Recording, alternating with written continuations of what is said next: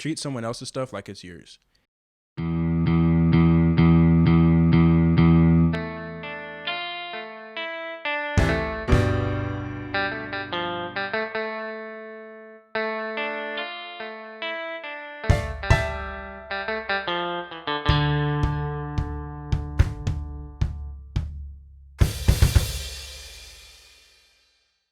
Cattle Call Podcast. New episode. Doing a lot of episodes recently. Got a great buddy on here right now. Super cool guy, Pierce Jackson. Pierce. Everyone in Mount Moriah is going wild for Pierce crazy. Jackson. No live studio audience tonight. Yeah. Maybe later when people get home from work. Yeah, right now it's just maybe us. about that. Maybe that. Man, Pierce, how are you? I'm good. Living life, trying to stay Rona free. Rona free. Rona free, school free. Well, I'm not school free, but I'm trying to stay school free. Yeah. It's coming up in about a month. Uh-huh. Oh, almost exactly a month, and I'm done. Really? Well, done with this semester. Done with the semester. Yeah. Gotcha. Now, you are at the University of Memphis. Mm-hmm. What are you studying? Exercise, sports, and movement sciences. Uh-huh. What does that mean? So, in the scope of like the athletic realm, it helps you go into things like occupational therapy, physical therapy, athletic training, those type of fields. It's basically just the study of the human body and how to, I guess, rehab it. For me, is what I'm doing, specifically occupational therapy. So you want to be an occupational therapist? Yes and no. I mean, that's the logical route, but occupational therapist is what I plan to go to school for after I'm done with Undergrad. bachelor's degree. Yeah. Yeah. So why occupational therapy? At first it was physical therapy. Well, really at first it was athletic training because I could be a trainer and be with the sports team like the Lakers or some major lacrosse team. But I don't know. Occupational therapy is kind of like physical therapy in a sense. Physical therapy, you focus on like the rehab aspect. Right. And also you're over the athletic trainers.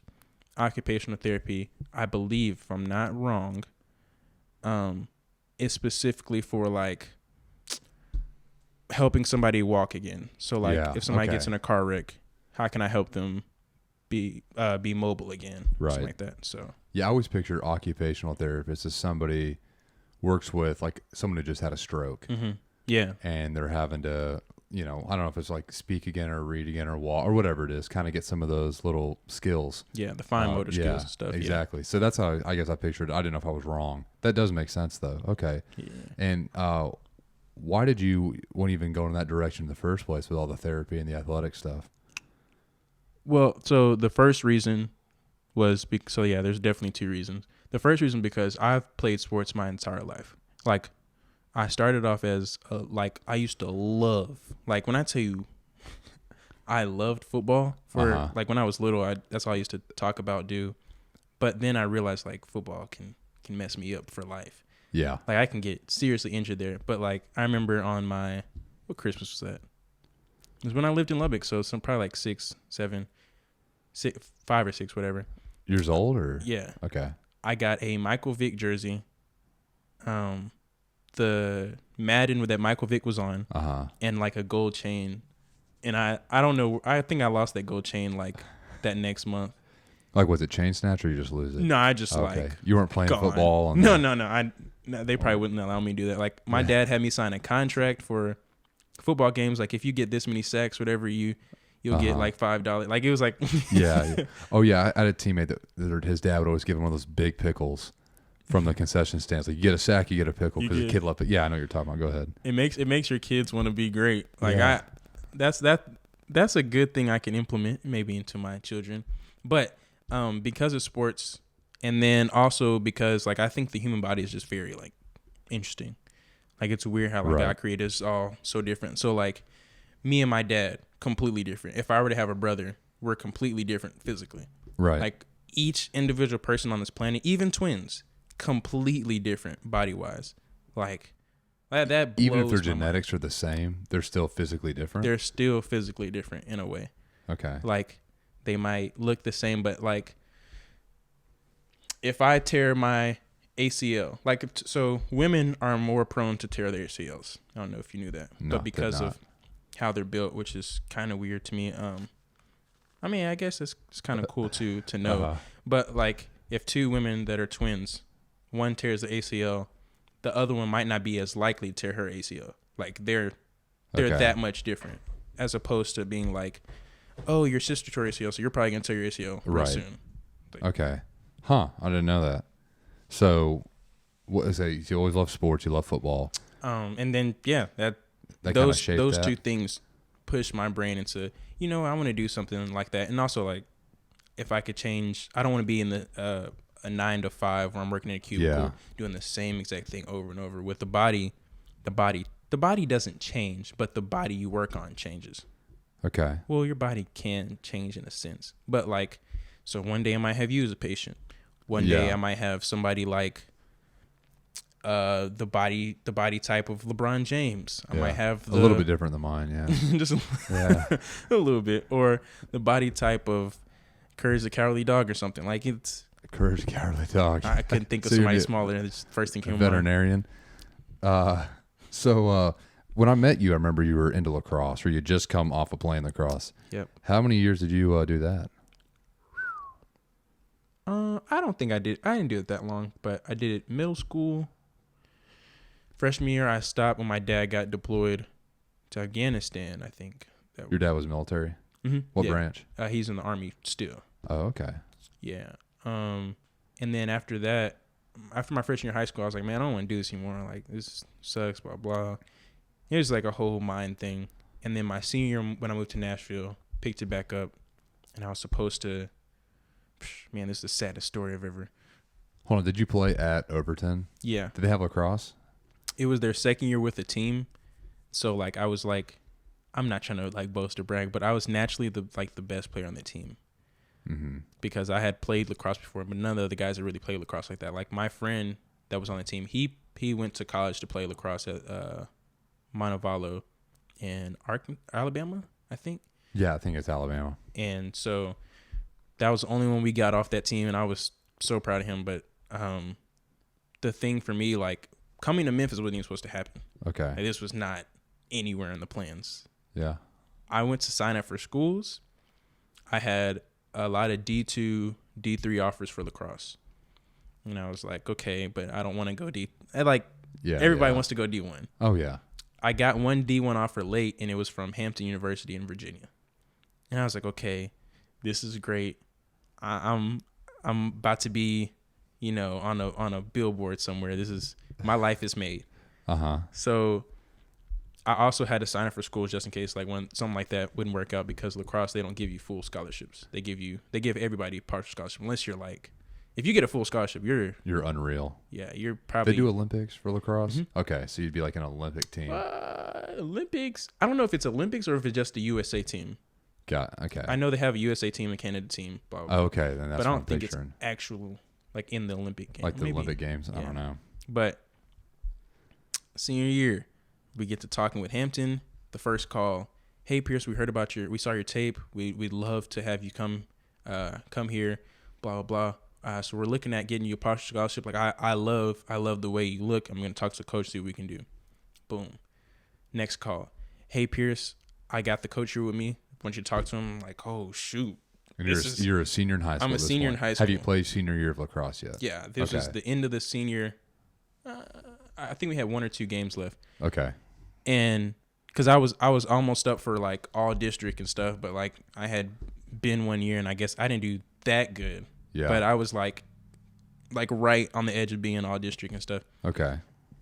So the coach is like, hey Pierce, I've heard about you. I would love to get talk to you more, but I think we can probably do like a scholarship for you, man.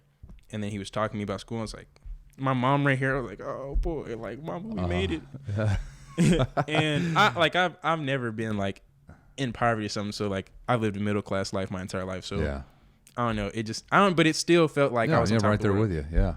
So boom, one of the last calls. I'm still this time with my mom, and we're in. Never forget it. We're in the my kitchen, Lenox Village, in Nashville. Oh, yeah. In our little apartment. I get a call. It's like, hey Pierce, yeah man, we found a guy, and he's I mean, he's been in Virginia. He's played lacrosse 4 years. He has plenty of tape, and we might not be able to get you that scholarship, but what we still want you to come here, but as like a preferred walk on. And I was like, oh, okay, for sure. And at this point, I'm like, dang, you just gave my scholarship up, and they're like, whoop. And so I sit with my mom. I talk to my uncles, my dad, like all these people that have actually had a conversation with a college recruiter or college coach, because he was the guy I was talking to mostly was the defensive coach at Hampton for lacrosse. Okay. And so I call him back and I say, so how about we do this? I go to Memphis for a year, play on the club team there, get some video, and we'll reevaluate. He was like, that's perfect, because we can probably get you a scholarship for the next year. We'd love to do that, blah, blah. That was that might have been one of the worst videos I've ever had. The worst what? Worst ideas I've ever had. Oh, really? Because I could have just went D2, D3 yeah, with the actual program and then transferred, because they could get the footage for me. But it was like on me. Yeah, that's true. Footage. Yeah, that's true. So I messed up in that area, but Do you regret it? No, I don't necessarily regret it because everything happens in life for a reason. Like, God doesn't just just he's like, oh, I'm gonna ruin Pierce's life. Watch this. Like, that's not. But I think I could have made a better decision. But I think coming to Memphis made me a better, well-rounded person. Yeah. Like, if I were to go to, well, I mean, it could have happened anywhere. Like, I could have been a better, well-rounded person in Hampton at a HBCU, or I could have been East Tennessee State or something like. Yeah. So why did you even decide Memphis in the first place to come take that 1 year to do club? How did that pop up on the radar? That came up because, when the day I went to, because we had a computer lab, or in the library at Overton, we, like, the seniors, I guess, during, I think, the band period, they would always have us go and, like, fill out applications for colleges. Yeah. And I was like, I haven't filled out an application. Like, let me go ahead. So I put in ETSU, MTSU. I really didn't want to go to MTSU. I have no clue why, but I just didn't want to go there. And I was like, well, I'm done. And then a lady came out. She's like, hey, have you ever tried to go Memphis State? And I was like, Memphis State. She's like, Memphis. I was like, oh, okay. She's like, yeah, I did my undergrad there. And I was like, yeah, I mean, like, I've never thought about it, but I mean, she's like, you should just go ahead and apply. And I was like, I mean, why not? Like, it's cool with me. I apply.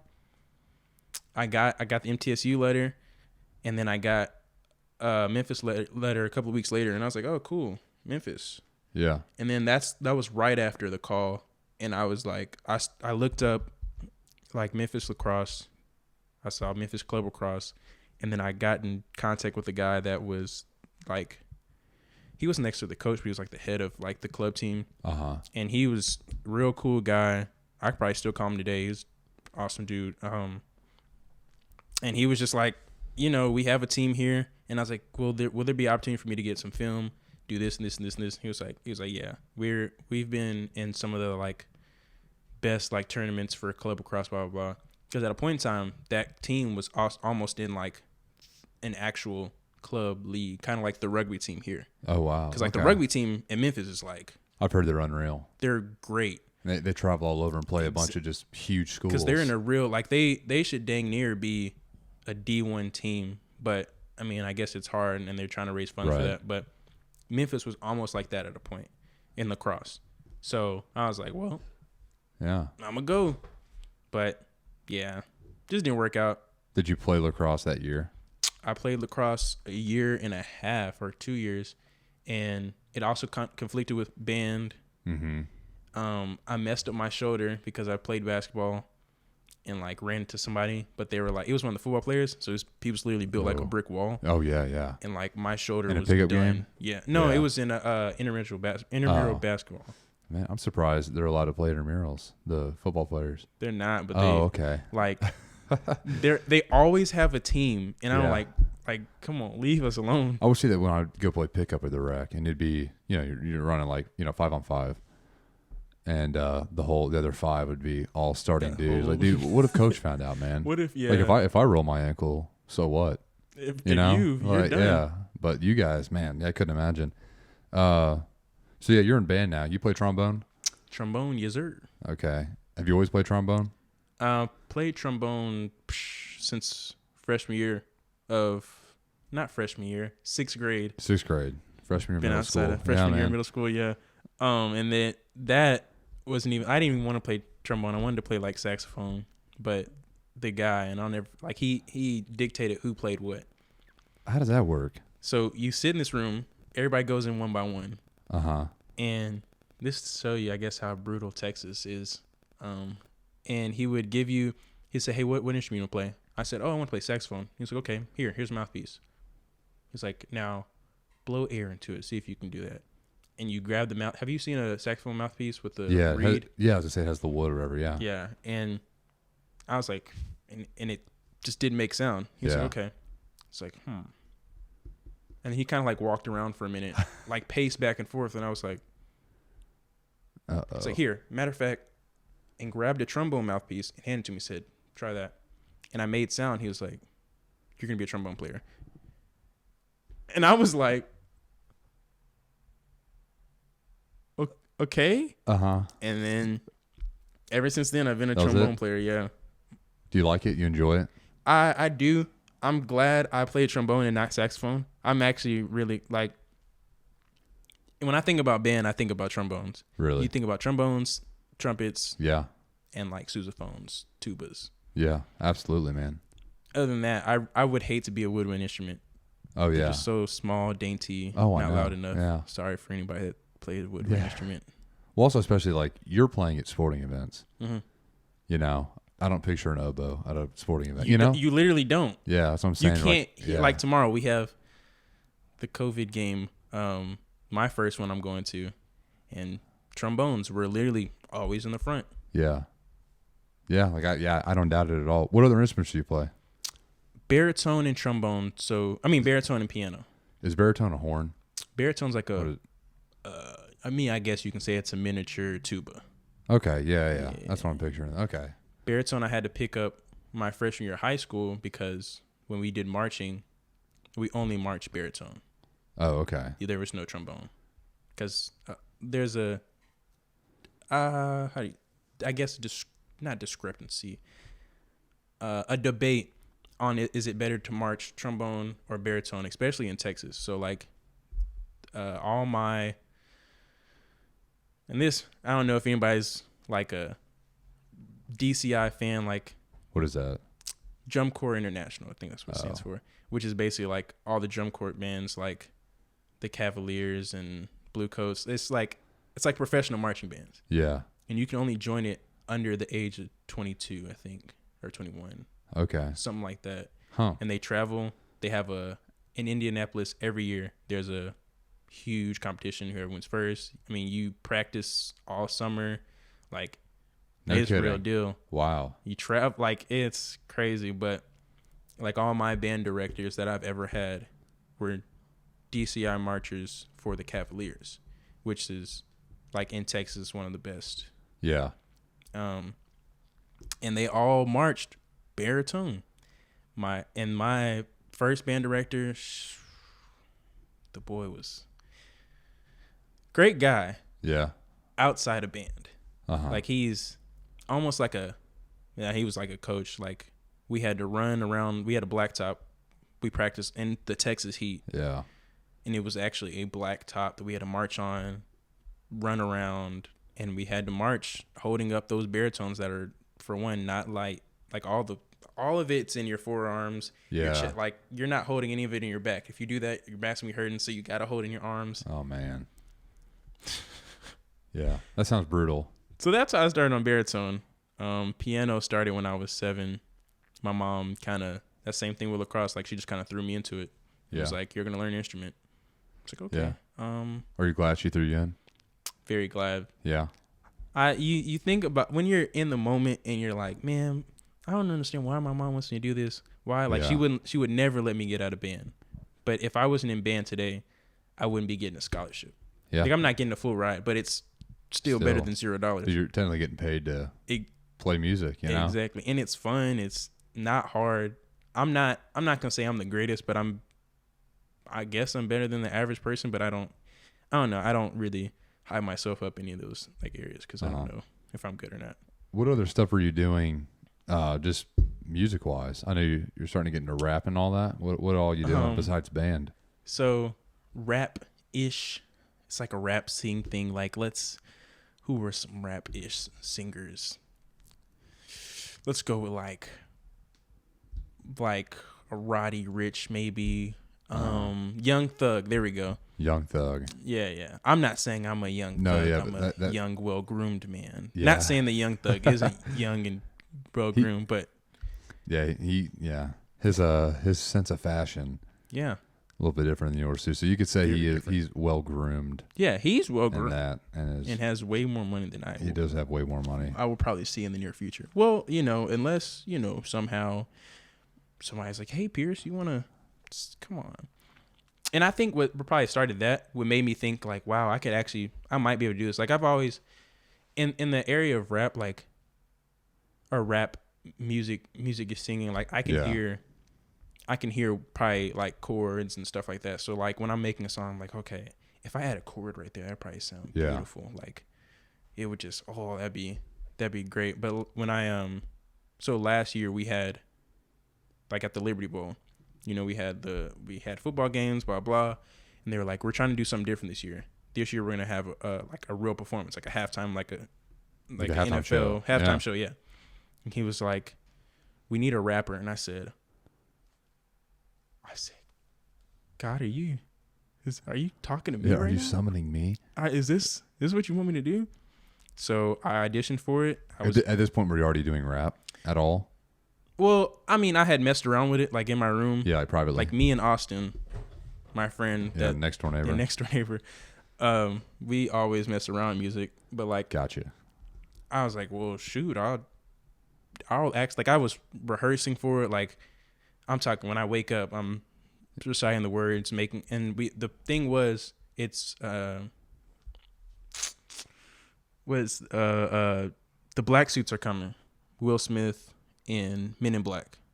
I don't know if you know that, but I mean, so we did that as a show, and my friend Sydney was on the synth or whatever. This is for the halftime show. This is for the halftime show. Did you wear a black suit? Yeah. Oh wow. It's like a black. I mean, it's on YouTube. It's like a black. I'll have to look. Like, you know how we have like uniforms? It's like a black uniform, but like the middle is like Velcro, but you couldn't tell because you're so far away. You think, oh, he's wearing a suit and tie out there. That's crazy. But we.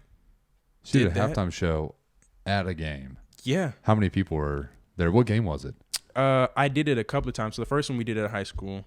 The next one, we did, I think we did 3 or 4 at the Liberty Bowl.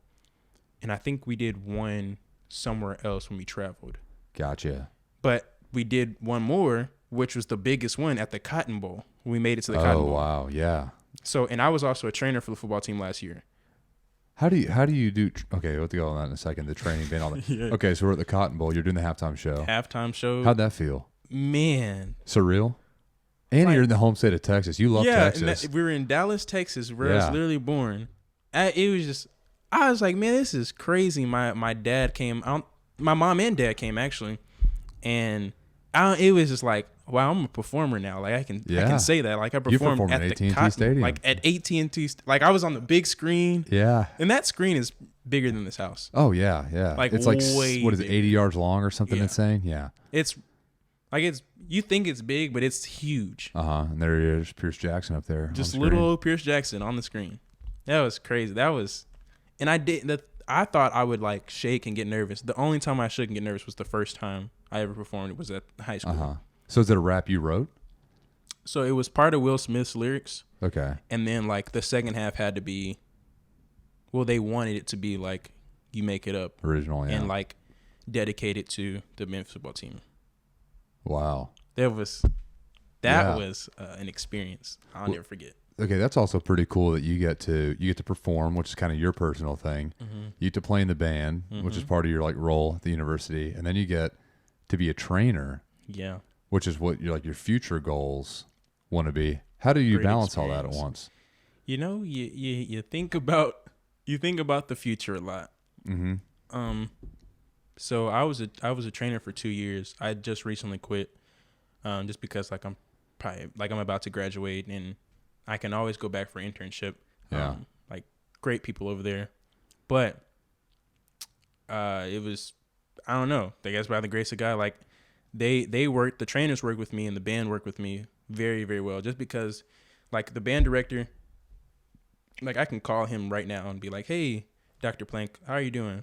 Yeah. The trainers, I can call them right now. "Hey, how are you doing?" So I think it's good to first of all get a relationship with people like that, because if they see that you kind of care about what you're doing, they'll in return care back for you. Willing to help you out. Yeah. But like, let's see. So like home games, I would be with the band. Away games, I would be with the football team. Okay. So like Because band didn't travel. Okay. They would travel one game, and I like whenever the band was at a game, I'd be with them. But when the football team would travel and the band wasn't there, I was with the football team. Gotcha. So, yeah, like when we went to Dallas, that was great. And so I went with the football team because they went a week early, did all the trainings and all that stuff. And then when the band came, I came and went with them, did all the rehearsals and all that stuff, and boom. But yeah, last year was a great year. Yeah. Wow. That sounds like it, man. And then 2020 hit. Oh man, all that happened for sure. Who's had probably the biggest influence on you musically? Like, which artist? Oh, that's a good question. I have if I were to say like people I sound like, I couldn't tell you because I don't really like. I would like to say I'm probably my own. Yeah. But everybody has like some says that, type of yeah. influence. But I think like my favorite artist easily Lil Wayne.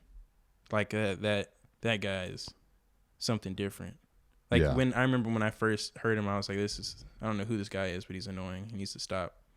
But I just because of recently the voice. But because he was on everything. Oh, like yeah. I turned the radio, oh, it's Lil Wayne.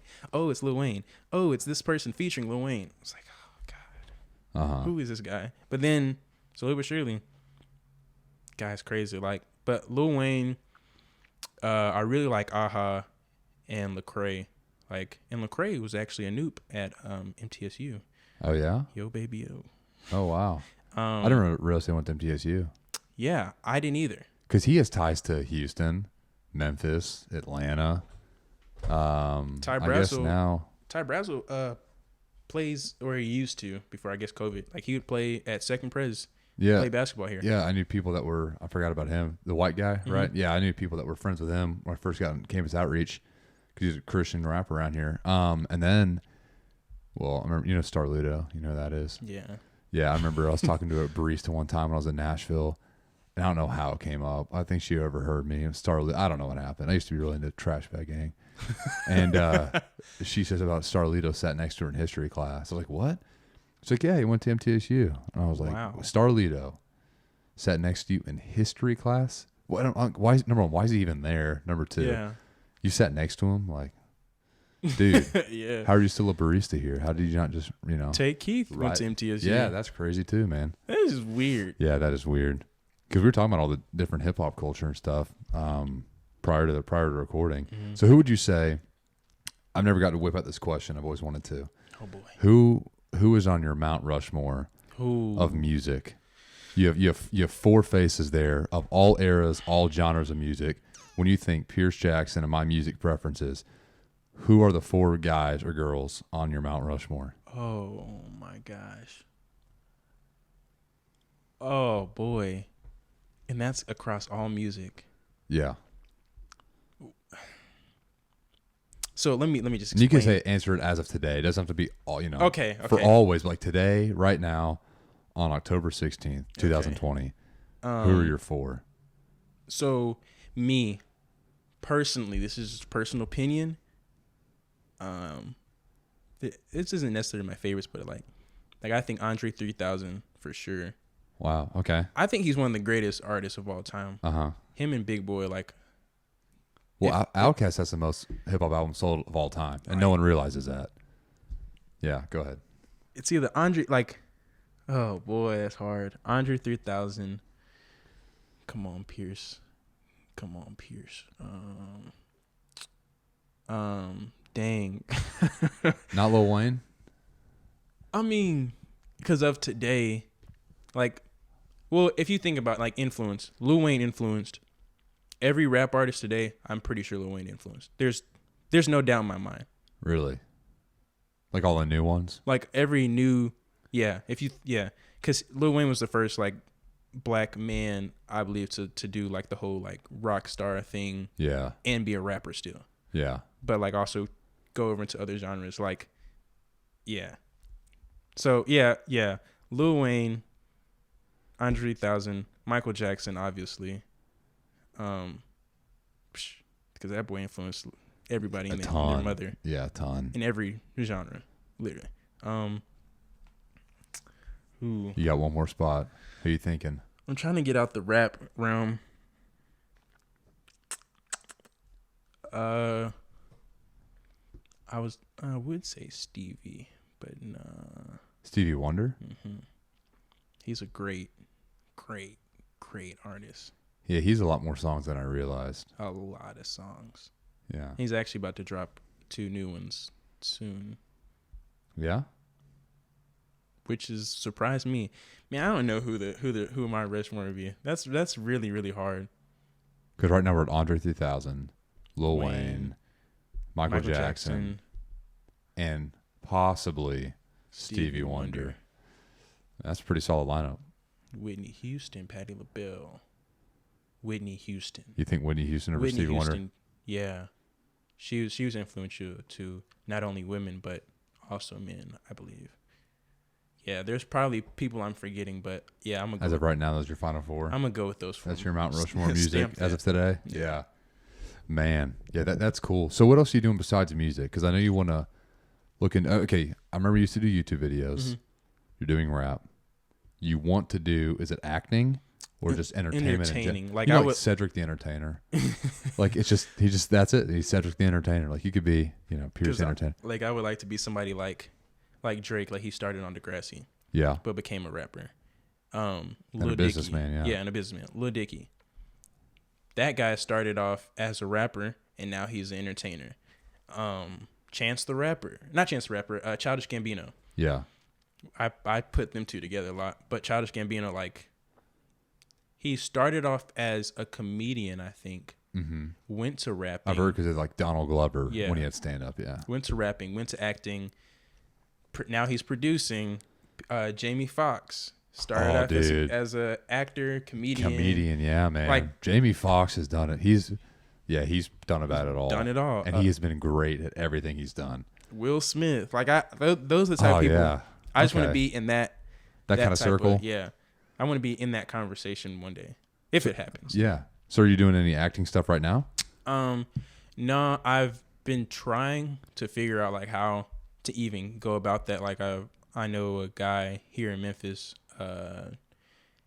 and I've tried to talk to him about like how can I get into such and such, this, and I don't really want to do theater, but it looks like I'm gonna have to do theater at some point because like a lot of great actors are theater people. Like the guy that played Superman, Denzel Washington did theater. Yeah. A lot of the best actors did theater first. Yeah. Like Hugh Jackman. Yeah. Before he became Wolverine, he was doing Australian cowboy westerns type thing. Wow. Yeah. Like that's cool. That was his thing. They were like, "Hey, we should get that guy. He looks like he'd be a great guy." Boom, Wolverine forever.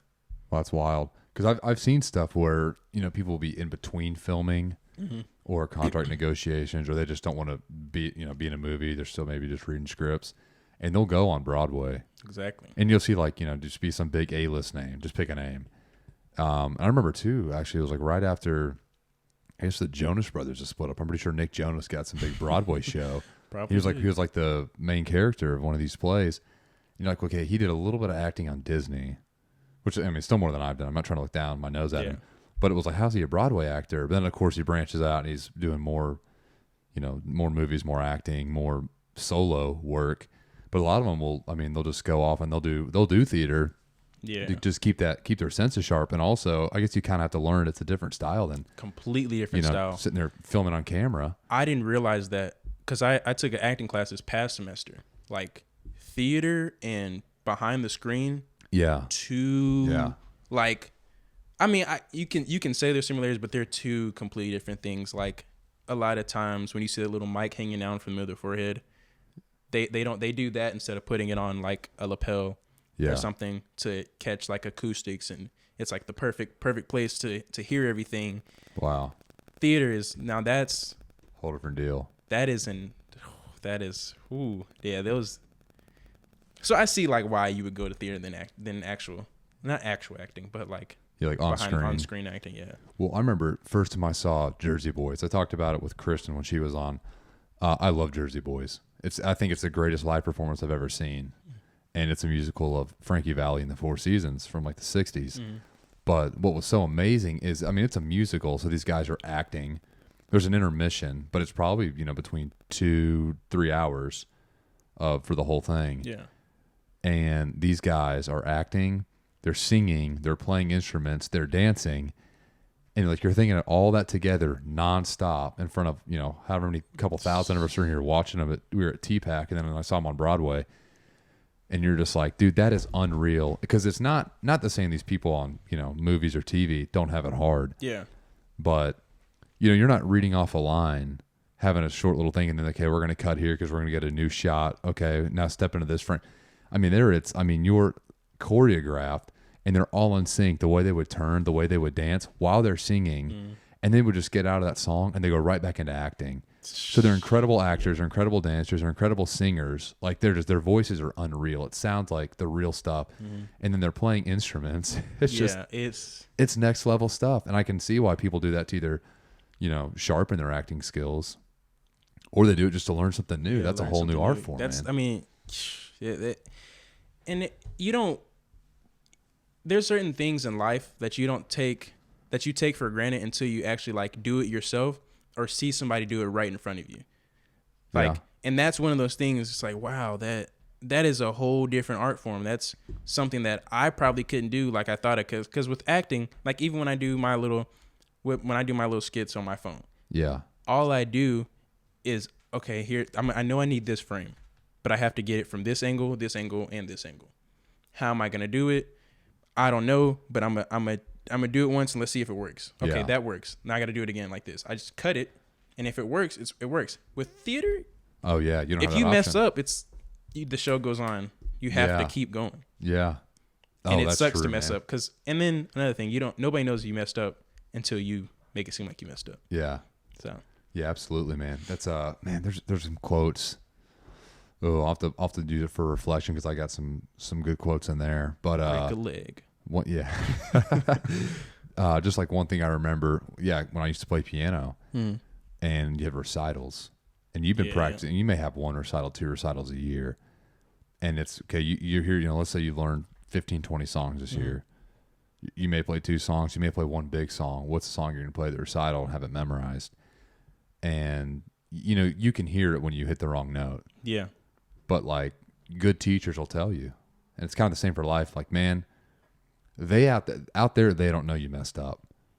If you keep your composure and you just realize, okay, that was one, my finger slipped a little or whatever, you don't overthink it. You just get back to what what you've practiced thousands of times. Have the muscle memory. You don't have sheet music in front of you. You can't think about that. You're like, I know what I'm doing. I don't need the sheet music. I know what I'm doing. Yeah.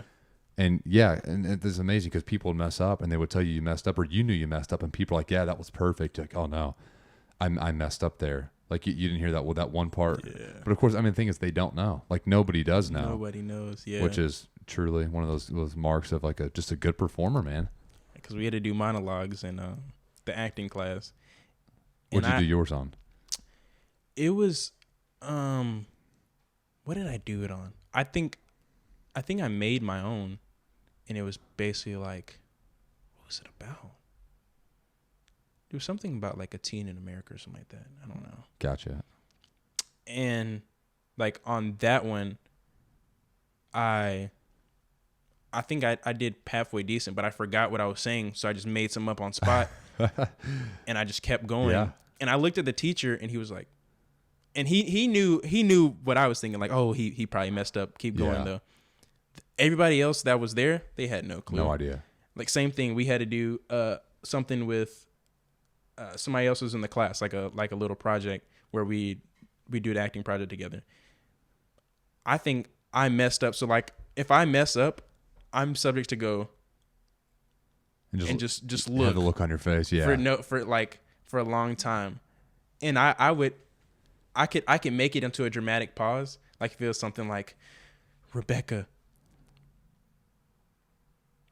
I do love you. And so it at first you're like, wow, he forgot his line, but yeah. Then it's like, oh wow, he knows his stuff. He just made it longer than it needed to be. So yeah. Thanks. Are you doing actual acting stuff now? No. Or anything in the works? I'm trying for a post-COVID world. You know, that would be great if anybody knows any actors, wants to link me. pjack.jpg is my Instagram. DM me, say, hey man, I know a guy that acts. Yeah. Yeah, throw it out there. Yeah, we'll tag you when this goes up for sure. No, but I mean, I would love to be like I want to start in commercials if that's possible. Maybe I should humble myself and take whatever I get. But I've been signing up for little commercials, partial roles, anything I can get my hands on. I've been trying. Yeah. Man, would you like to get back to Texas? Yes and no. Mostly yes, because that's where I'm from. That's the home. But after I graduate, like wherever, I'm not gonna say wherever the Lord takes me, take me away. But like I'd really want to move to either Texas, Arizona, or like Colorado, or I don't know, anywhere. Like I had this vision in my mind. Okay, if I can somehow get to Abruzzo, Italy, for 2 years and then come back, that'd be great. Why there? What's so significant about Abruzzo? So I typed in on the internet, cheap places to live in Italy, like cost of living wise. Abruzzo Italy popped up, and I was like, looked at some pictures and said, I'm convinced. Dude, nothing about that looks cheap, but I'll take your word for it. Yeah, it doesn't look cheap, but it's not in America. Yeah. So like I don't know.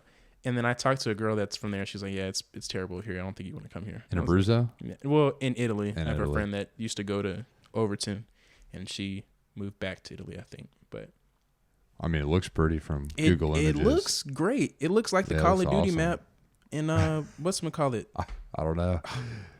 But I would love to go. Like I'm cool with getting out of my comfort zone. Yeah. Like I'm cool with going anywhere. Like I went to Africa. Did you go to Zambia? Where'd you go? Okay. Lusaka, Zambia. And I don't know. I'm fine with getting out of my comfort zone, but yeah. Do you feel like you're unable to get out of your comfort zone in America? Essentially, yes. I just believe America has a lot of faults. But then again, other places have faults too. But I think I say my comfort zone is here because like I grew up here. Yeah. I know everything about here for the most part. I mean, I'm not like just the smartest person in America, but this is my comfort zone. Like I know everything comes quick, fast, in a hurry in America. Yeah. As opposed to Africa, you might have I went to a little chicken spot, a little fast food. Yeah. Waited 30, 45 minutes for my food. Yeah. And I was like, every time, man. And it bothers me, but that's normal.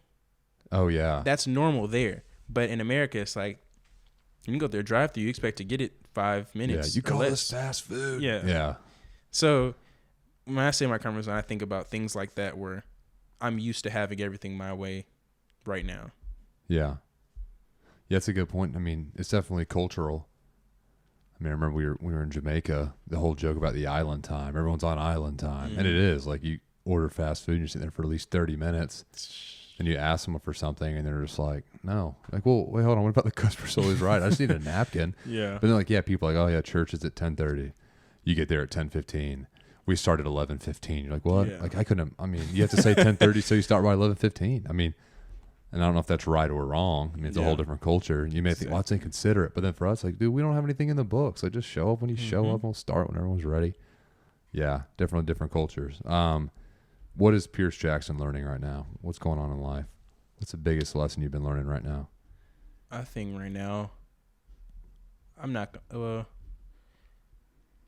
I'm learning to be more content with what's in front of me. And I say that because, like, when you look at, content with what's in front of me, including like the people in front of me, the things and abilities I have, the like everything that's in front of me that I can physically touch or not physically touch. Mm-hmm. So like, I don't know, when you think about the whole Black Lives Matter movement, how scary that is. I'm trying to see if I can this. Yeah. Anyway, go ahead. I think about like, man, my life could be gone tomorrow, and I thought about that before because, well, life isn't like tomorrow is not promised. Right.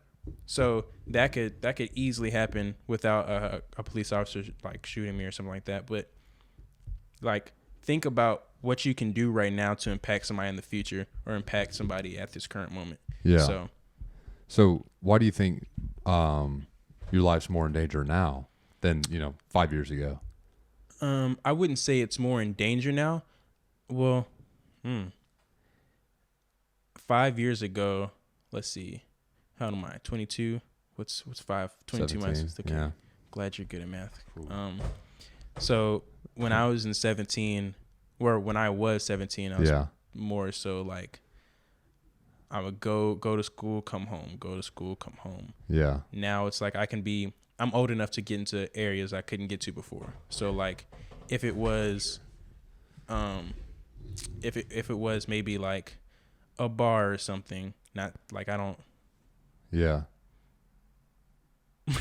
Perfect. Yeah, go ahead. I don't do the whole party scene bar thing anyways, but I don't know. I feel like now is I'm not saying a perfect time for me to get killed, but yeah.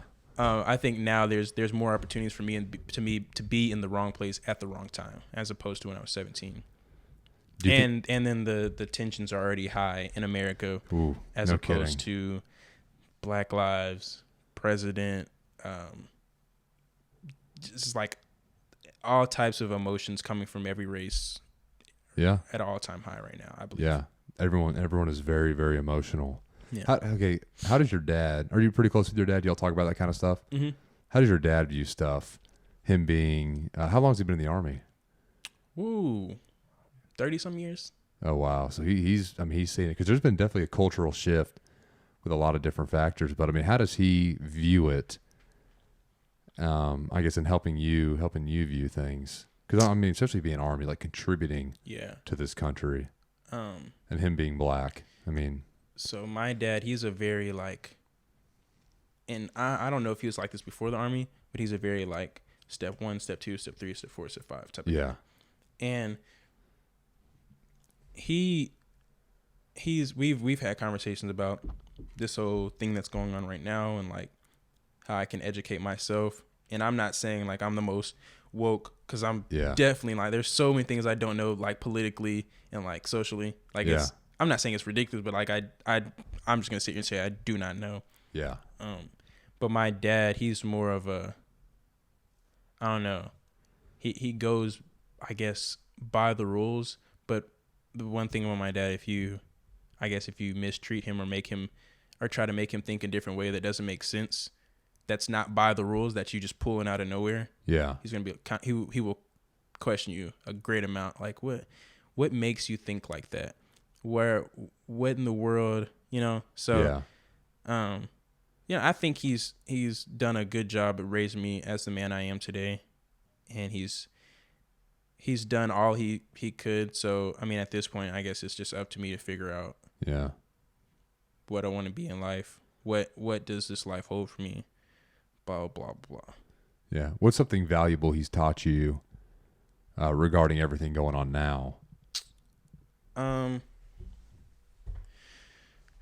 Something valuable. Yeah. Good something lessons. you go. Yeah. Like I'm glad he's taught me that. Wow. I'm glad my dad. Respect others mostly. Yeah.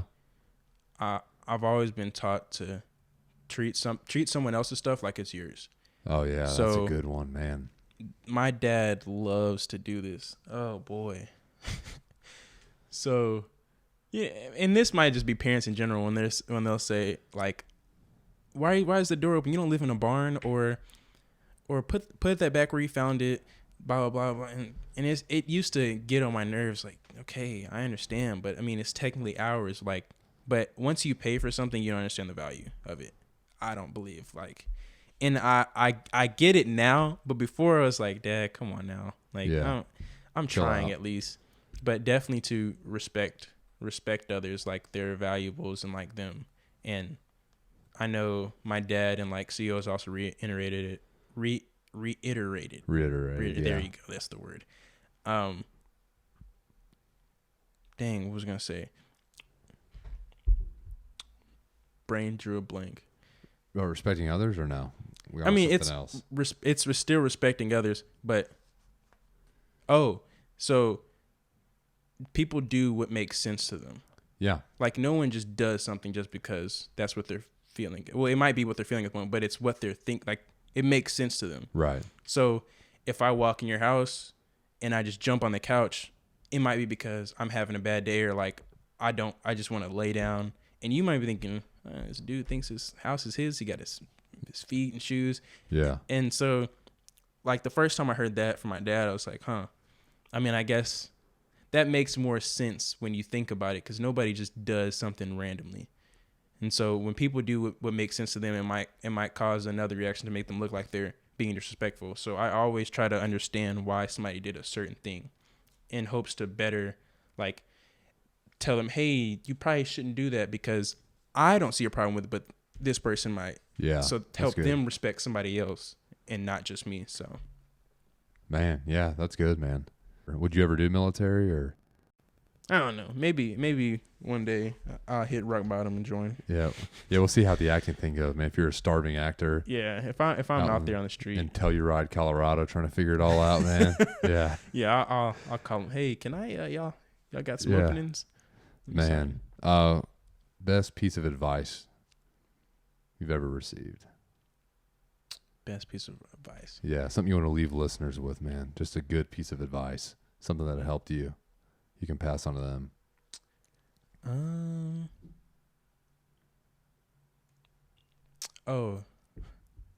Famous quote from my father, Reginald Wayne Jackson. Don't look for handouts. No one's ever, especially as a black man in the United States of America, no one's just gonna, here you go, man. Oh, is that, are you hungry, man? Here you go. And I say that in the sense of like, no one's just gonna, like, people aren't always gonna be willing to help you, because as Americans, once again, we're individualized. We're thinking about ourselves most of the time and what we can do to help our families or our current situation.